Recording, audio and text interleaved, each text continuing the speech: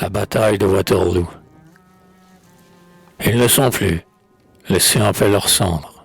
Par d'injustes clameurs, ces braves outragés, à se justifier, n'ont pas voulu descendre. Mais un seul jour les a vengés.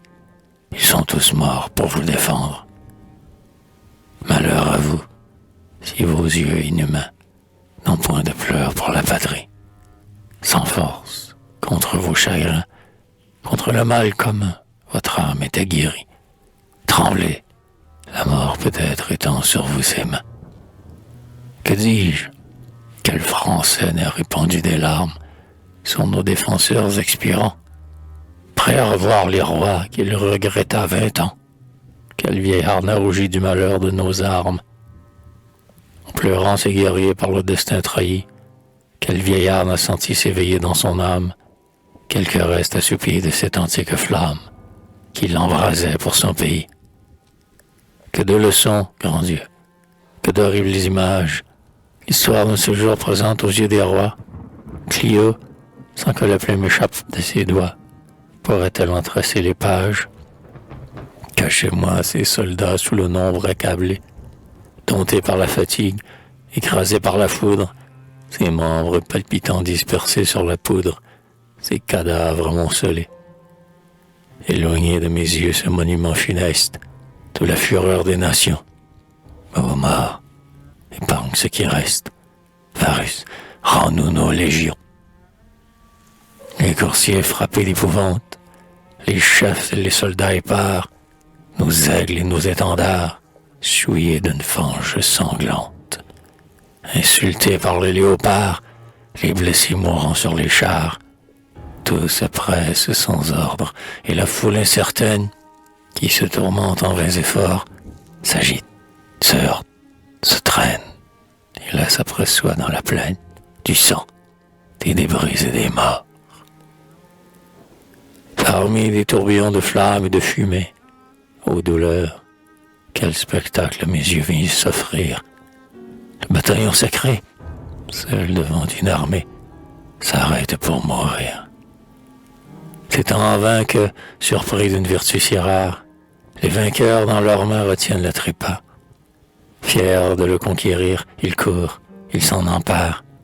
La garde, avait-il dit, meurt et ne se rend pas. On dit qu'en les voyant couchés sur la poussière, d'un respect douloureux frappé par tant d'exploits, l'ennemi, l'œil fixé sur leur face guerrière, les regarda sans peur pour la première fois. Les voilà, ces héros si longtemps invincibles. Ils menacent encore les vainqueurs étonnés, glacés par le trépas, que leurs yeux sont terribles, que de hauts faits écrits sur leurs fronts sillonnés.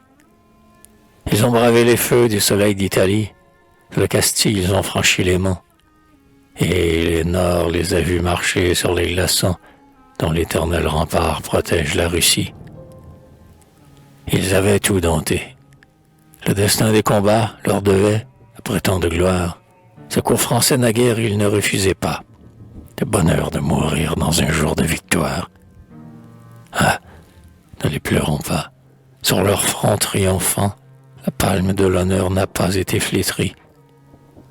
Pleurons sur nous, Français, pleurons sur la patrie. L'orgueil et l'intérêt divise ses enfants.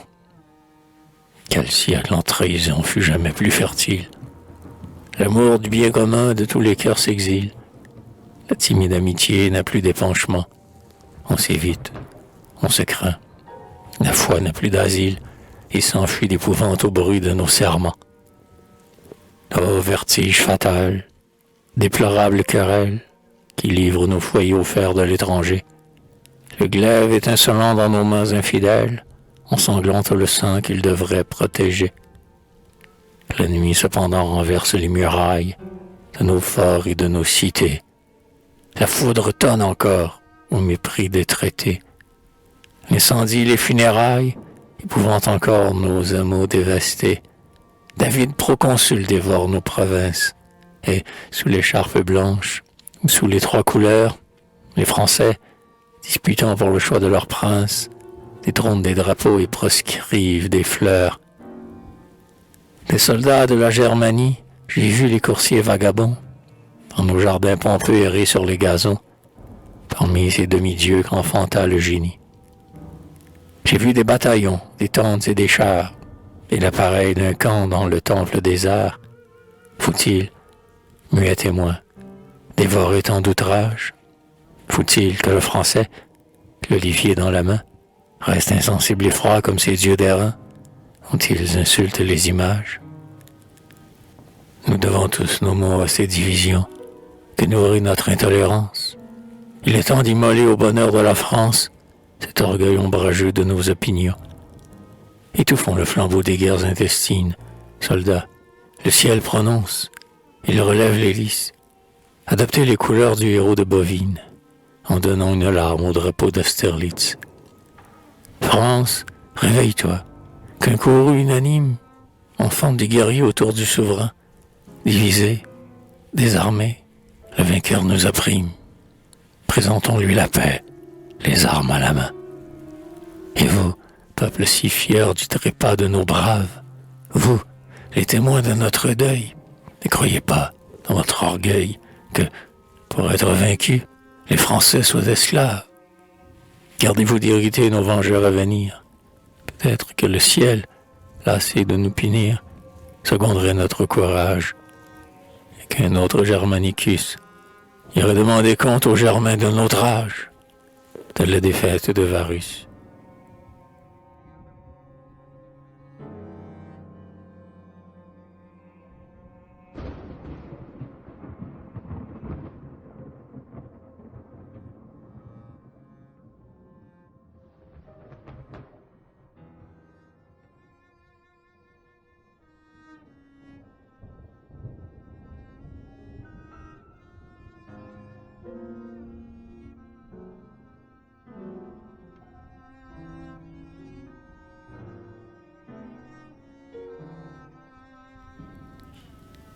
La dévastation du musée. La sainte vérité qui m'échauffe et m'inspire, écarte et foule aux pieds les voix imposteurs. Ma muse de nos moufles flétrira les auteurs du séjour ou briser ma lyre par le glaive insolent de nos libérateurs. Où vont ces chars pesants conduits par leur cohorte?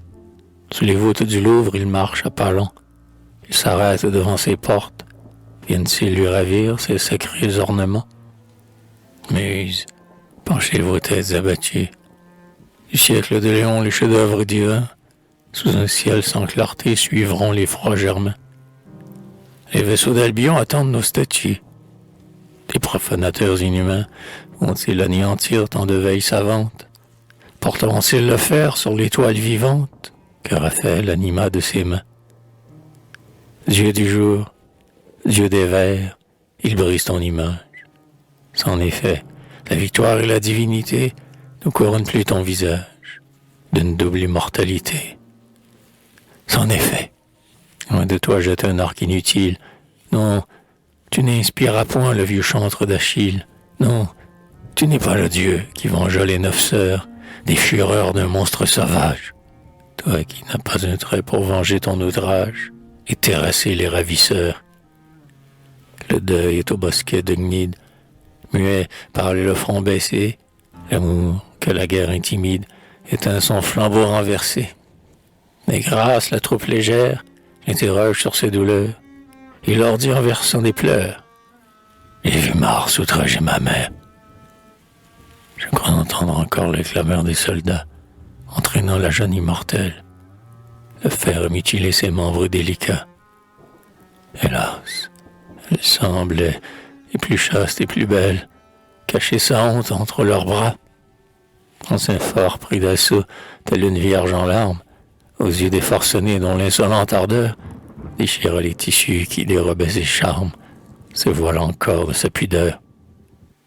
Adieu, débris fameux de Grèce et d'Ozonie, et vous, tableau errant de climat en climat. Adieu, Corrège, Alban, immortel Phidias. Adieu, les arts et le génie.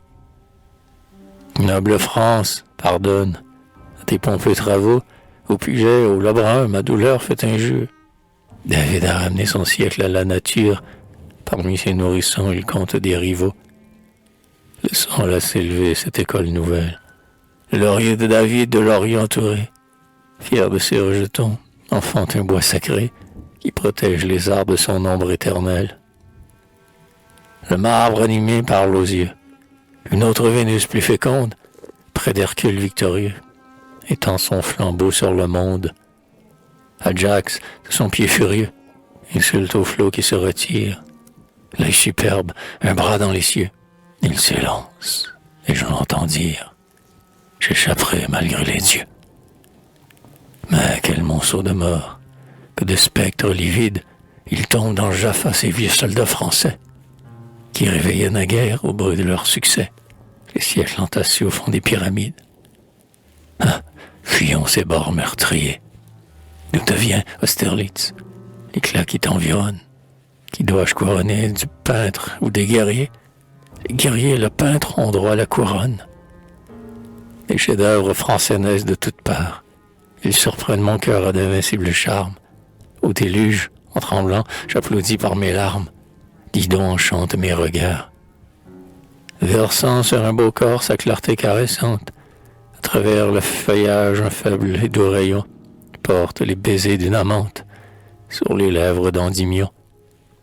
De son flambeau vengeur, Némésis m'épouvant, je frémis avec Phèdre et n'ose interroger l'accusé dédaigneux qui semble la juger. Je vois Léonidas. Ô courage, ô patrie. 300 héros sont morts dans ce détroit fameux. 300. Quel souvenir. Je pleure. Et je m'écrie. 18 000 Français ont expiré comme eux. Ouais, j'en suis fier encore. Ma patrie est l'asile. Elle est le temple des beaux-arts. À l'ombre de nos étendards, ils reviendront ces dieux que la fortune exile. L'étranger qui nous trompe, écrase impunément la justice et la foi sous le glaive étouffé. Il ternit pour jamais sa splendeur d'un moment. Il triomphe en barbare et brise nos trophées. Que cet orgueil est misérable et vain. Croit-il anéantir tous nos titres de gloire? On peut les effacer sur le marbre ou l'airain. Qui les effacera du livre de l'histoire? Ah, tant que le soleil luira sur vos états, il en doit éclairer d'impérissables marques. Comment disparaîtront, aux superbes monarques, ces champs où les lauriers croissaient pour nos soldats? Allez, détruisez donc tant de cités royales, dont l'éclat d'or suivait nos pompes triomphales. Comblez ces fleuves écumants, qui nous ont opposé d'impuissantes barrières. Aplanissez ces monts dont les rochers fumants tremblaient sous nos foudres guerrières.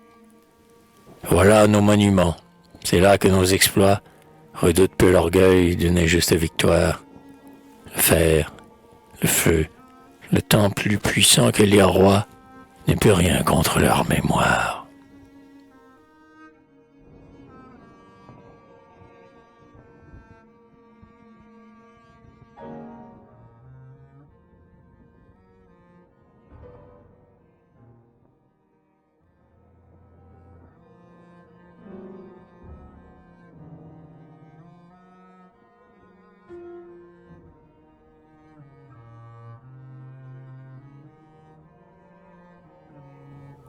Du besoin de s'unir après le départ des étrangers.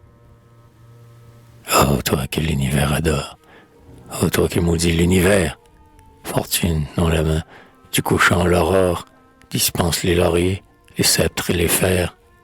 Ton aveugle courroux nous garde-t-il encore des triomphes et des revers? Nos malheurs trop fameux proclament ta puissance. Tes jeux furent sanglants dans notre belle France. Peuple mieux instruit, mais trop fier de ses droits, sur les débris du trône établit son empire, poussa la liberté jusqu'au mépris des lois, et la raison jusqu'au délire. Bientôt au premier rang porté par ses exploits, un roi nouveau brisa d'un sceptre despotique les faisceaux de la République, tout dégoûtant du sang des rois. Pour affermir son trône, il lassa la victoire d'un peuple généreux prodigua la valeur. L'Europe qu'il bravait a fléchi sous sa gloire. Elle insulte notre malheur. C'est qu'ils ne vivent plus que dans notre mémoire, ces guerriers dont l'honneur a moissonné la fleur. Ô désastre, ô pitié, jour à jamais célèbre, où ce cri s'éleva dans la patrie en deuil. Ils sont morts, et Moscou fut le flambeau funèbre qui prêta ses clartés à leur vaste cercueil. Ces règnes d'un moment et les chutes soudaines, de ces trônes d'un jour l'un sur l'autre recroulant, ont laissé des levains de discorde et de haine dans nos esprits plus turbulents. Cessant de comprimer la fièvre qui l'agite, le fier républicain, sourd le son du temps, appelle avec fureur, dans ses rêves ardents, une liberté sans limite. Mais cette liberté fut féconde en forfait, cet océan trompeur qui n'a point de rivage, n'est connu jusqu'à nous que par de grands naufrages dans les annales des Français. Que nos mots, direz-vous, nous soient du moins utiles, opposons une digue aux tempêtes civiles, que deux pouvoirs rivaux, l'un émané des rois, l'autre sorti du peuple et garant de ses droits, libre et dépendant, offre au rang suprême un rempart contre nous, un frein contre lui-même. Vainement la raison vous dicte ses discours. L'égoïsme et l'orgueil sont aveugles et sourds. C'est amant du passé que le présent irrite, jaloux de voir ses rois d'entraves dégagés, le front baissé, se précipite sous la verge des préjugés. Quoi?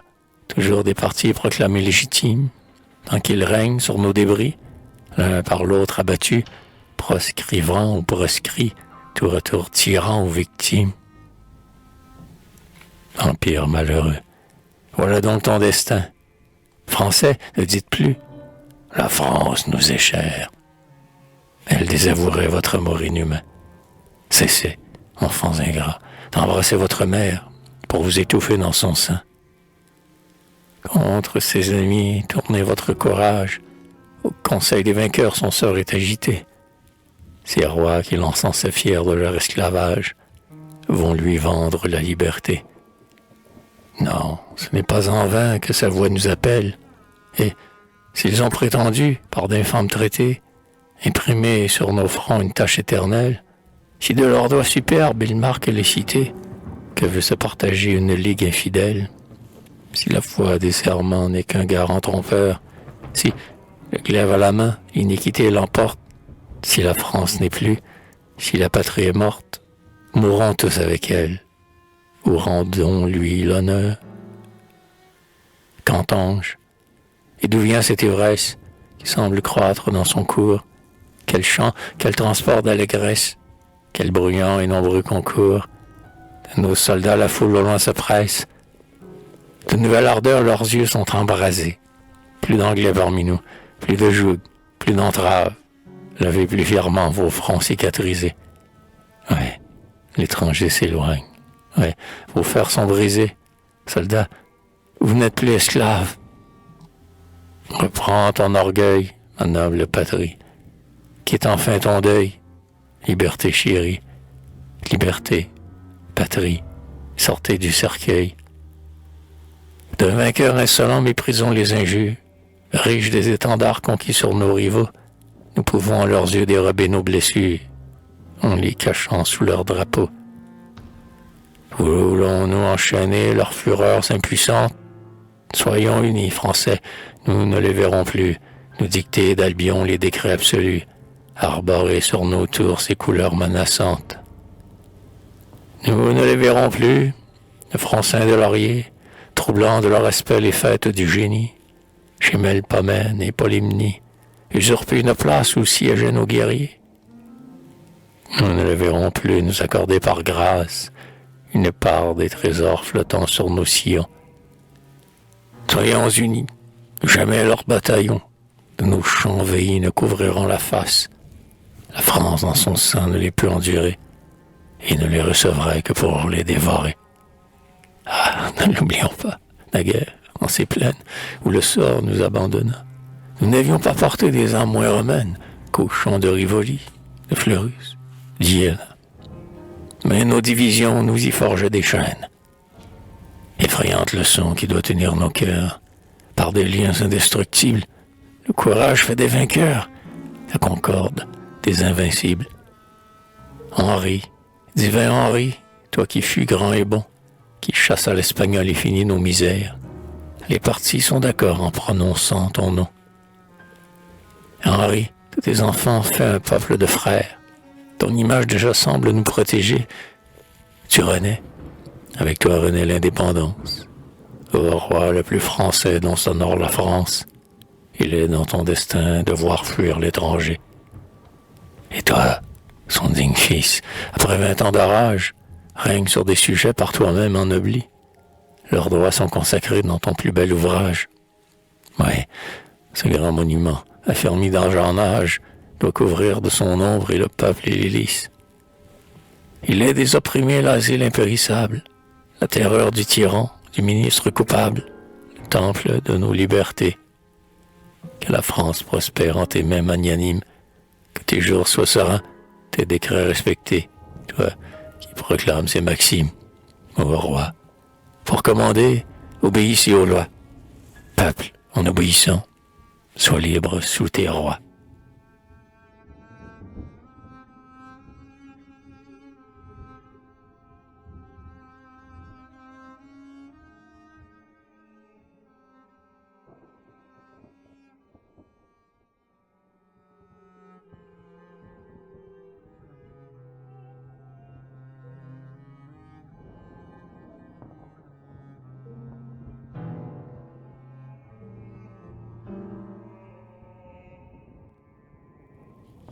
La vie de Jeanne d'Arc. Un jour que l'océan gonflé par la tempête, réunissant les eaux de ses fleuves d'hiver, fier de tout envahir, marchait à la conquête de ce vaste univers. Une voix s'éleva au milieu des orages, et Dieu, de tant d'audace invisible témoin, dit au flot étonné, mourrez sur ces rivages, vous n'irez pas plus loin. Ainsi, quand, tourmentés d'une impuissante rage, les soldats de Bedford, grossis par leur succès, menaçaient d'un prochain naufrage leur royaume et le nom français. Une femme, arrêtant ces bandes formidables, se montra dans nos champs de leur foule inondée, et ce torrent vainqueur expira dans les sables que naguère il couvrait de ses flots débordés. Une femme paraît, une vierge, un héros. Elle arrache son maître aux longueurs du repos. La France qui gémit se réveille avec peine, voit son trône abattu, voit ses champs dévastés, se lève en secouant sa chaîne, et ressemble ce bruit ses enfants irrités. Qui t'inspira, jeune et faible bergère, d'abandonner la houlette légère et les tissus commencés par ta main? Ta sainte ardeur n'a pas été trompée, mais quel pouvoir brille sous ton épée, les cimiers d'or et les casques d'airain? L'aube du jour voit briller ton armure, si pesant couvre ta chevelure, et des combats tu cours braver le sort. Qui t'inspira de quitter ton vieux père, de préférer au baiser de ta mère l'horreur des camps, le carnage et la mort? C'est Dieu qui l'a voulu, c'est le Dieu des armées qui regarde en pitié les pleurs des malheureux.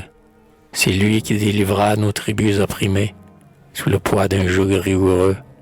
C'est lui, c'est l'Éternel, c'est le Dieu des armées. L'ange exterminateur bénit ton étendard.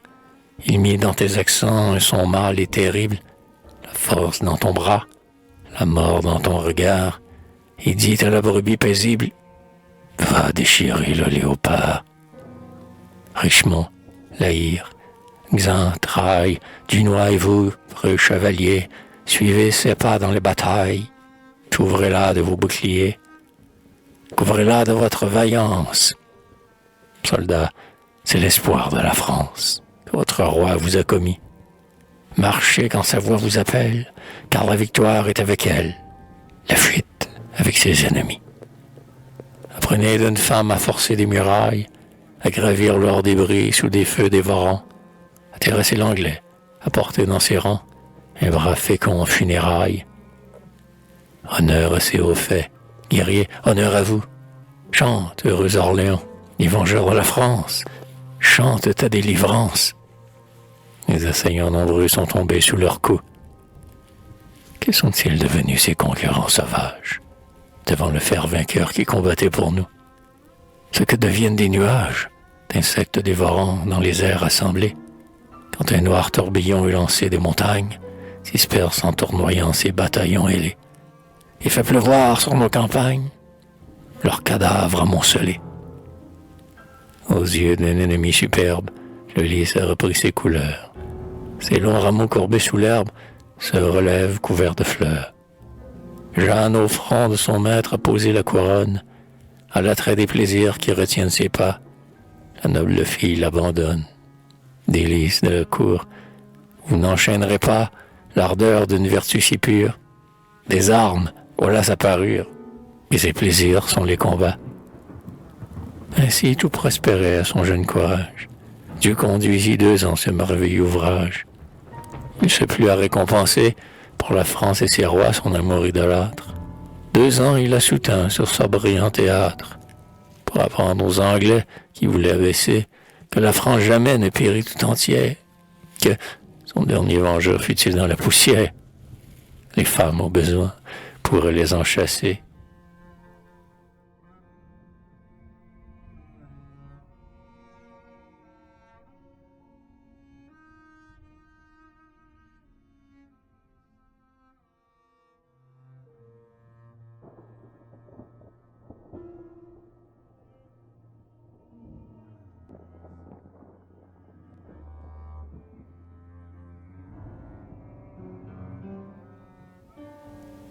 La mort de Jeanne d'Arc.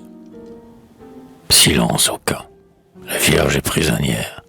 Par un injuste arrêt Bedford, croit la flétrir. Jeanne encore, elle touche à son heure dernière. Silence au camp. La Vierge va périr. Les pontifes divins ont Dieu la puissance, sous les subtilités des dogmes ténébreux, ont accablé son innocence. Les Anglais commandaient ce sacrifice affreux. Un prêtre en cheveux blancs ordonna le supplice. Et c'est au nom d'un Dieu par lui calomnié, d'un Dieu de vérité, d'amour et de justice, qu'un prêtre fut perfide, injuste et sans pitié. Dieu, quand ton jour viendra, quel sera le partage des pontifes persécuteurs? Oseront-ils prétendre au céleste héritage de l'innocent dont ils ont bu les pleurs? Ils seront rejetés, ces pieux imposteurs, qui font servir ton nom de complice à leur rage, et t'offrent pour encens la vapeur du carnage. Et qui réserve-t-on ces après meurtriers, pour qui ces torches qu'on excite, l'air sacré tremble et s'agite? D'où vient ce bruit lugubre, où courent ces guerriers, dont la foule à longs flots roule et se précipite? La joie éclate sur leurs traits, sans doute l'honneur les enflamme. Ils vont pour un assaut former leurs rangs épais. Non, ces guerriers sont des Anglais, qui vont voir mourir une femme. Qu'ils sont nobles dans leur cour, qu'il est beau d'insulter aux bras chargés d'entraves.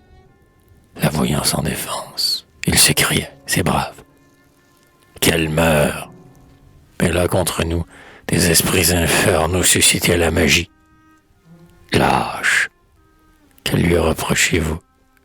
D'un courage inspiré la brûlante énergie, l'amour du nom français, le mépris du danger. Voilà sa magie et ses charmes. En faut-il d'autres que des armes pour combattre, pour vaincre et punir l'étranger?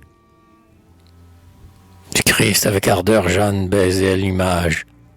Ses longs cheveux épars flottaient au gré des vents. Au pied de l'échafaud, sans changer de visage, elle s'avançait à pas lents. Tranquille, elle y monta, quand, debout sur le faîte, elle vit ce bûcher qui l'allait dévorer. Les bourreaux en suspens, la flamme déjà prête, sentant son cœur faillir, elle baissa la tête et se mit à pleurer. Ah, pleure, fille infortunée, ta jeunesse va se flétrir. En sa fleur trop tôt moissonnée, adieu, au ciel, il faut mourir. Ainsi qu'une source affaiblie, près du lieu même où naît son cours, meurt en prodiguant ses secours au berger qui passe et l'oublie.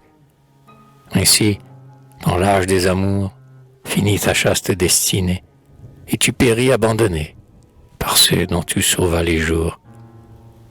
Tu ne reverras plus tes riantes montagnes, le temple, le hameau, les chants de vos couleurs, et ta chaumière et tes compagnes, et ton père expirant sous le poids des douleurs. Chevalier, parmi vous qui combattra pour elle, n'osez-vous entreprendre une cause si belle? Quoi? Vous restez muet? Aucun ne sort des rangs? Aucun pour la sauver ne descend dans la lice? Puisqu'un forfait si noir les trouve indifférents, tenez, confondez l'injustice. Cieux, obscurcissez-vous de nuages épais, éteignez sous leurs flots les feux du sacrifice, ou guidez au lieu du supplice, à défaut du tonnerre, un chevalier français. Après quelques instants d'un horrible silence, tout à coup le feu brille, il s'irrite, elle s'élance. Le cœur de la guerrière alors s'y ranimait. À travers les vapeurs d'une fumée ardente, Jeanne, encore menaçante, montre aux Anglais son bras demi-consumé. Pourquoi reculer d'épouvante? Anglais, son bras est désarmé. La flamme l'environne et sa voix expirante murmure encore. Oh France, oh mon roi bien-aimé. Que faisait-il ce roi, plongé dans la mollesse, tandis que le malheur réclamait son appui? L'ingrat, il oubliait, au pied d'une maîtresse, la Vierge qui mourait pour lui. Qu'une page si funeste de ce règne victorieux, pour n'en pas obscurcir le reste, s'efface sous les pleurs qui tombent de nos yeux. Qu'un monument s'élève au lieu de ta naissance, ô toi qui des vainqueurs renversa les projets. La France y portera son deuil et ses regrets, sa tardive reconnaissance. Elle y viendra gémir sous de jeunes cyprès, puisse croître avec eux ta gloire et sa puissance. Et sur l'airain funèbre où gravent des combats, des étendards anglais fuyant devant tes pas, Dieu vengeant par tes mains la plus juste des causes. Venez, jeune beauté, venez, braves soldats, semez sur son tombeau les lauriers et les roses. Qu'un jour le voyageur, en parcourant ces bois, cueille un rameau sacré, l'y dépose et s'écrie à celle qui sauva le trône et la patrie, et n'obtint qu'un tombeau pour prix de ses exploits. Notre armée au cercueil eut mon premier hommage. Mon luth chante aujourd'hui les vertus d'un autre âge. Ai-je trop présumé de ses faibles accents pour célébrer tant de vaillance? Sans doute il n'a rendu que des sons impuissants. Mais, poète et français, j'aime à vanter la France. Qu'elle accepte en tribut de périssables fleurs. Malheureux de ses mots et fier de ses victoires, je dépose à ses pieds ma joie ou mes douleurs. J'ai des chants pour toutes ses gloires, des larmes pour tous ses malheurs.